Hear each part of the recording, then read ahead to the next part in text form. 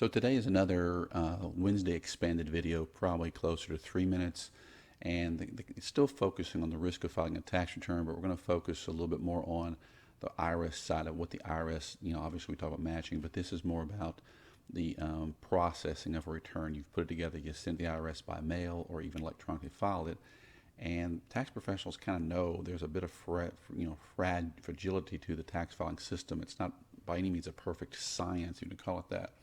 And we're seeing that here in this June 4th update of a May 28th announcement.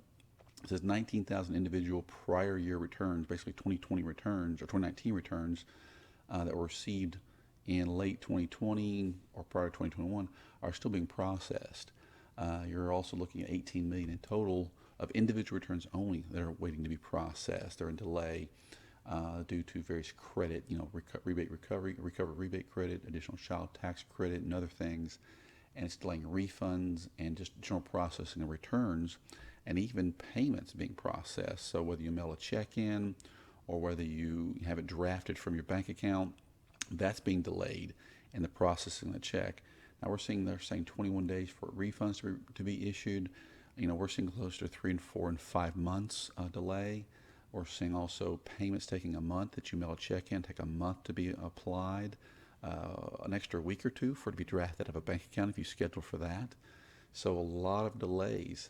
And they're also claiming that the prior last year's July 15th deadline move also created some processing delays. So there's a lot of things where the system can't deal with change a lot. New credits, reconciling payments such as rebate credits last year that had to be reconciled and returned this year. And so the more our Congress and our presidents and so forth change tax laws or give different orders or different directions, the IRS is just not nimble enough to make those adjustments, and it creates risk. And how is this risk to an average person? Is obviously delay of a refund or the risk of a dispute being because a return wasn't processed for 6 months. Do you have proof that you sent in timely? All those things have to come in. Are you wanting a third party to use your return, a lender, a college tuition grant, like a FAFSA or something like that for college funding, or even social benefits if you're taking them to get like food stamps or other kind of social programs. Those things are tax return is kind of supporting that you get those benefits. And third parties want to kind of go into the IRS and verify that what you gave them as a return is actually on a transcript. And that can take 4 to 6 weeks under normal processing for an electronically filed return to process that way. Today it's taking probably several months. So you can have loans either delayed, you can have other things potentially coming your way, and creates more risk. And so tax professionals understand this kind of fragile nature of bureaucratic processing of information. A lot of average people don't grasp that.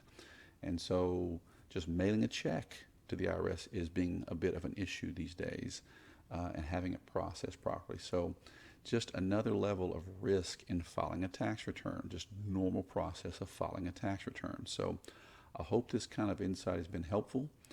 If so, please like, subscribe, share, and have a good day.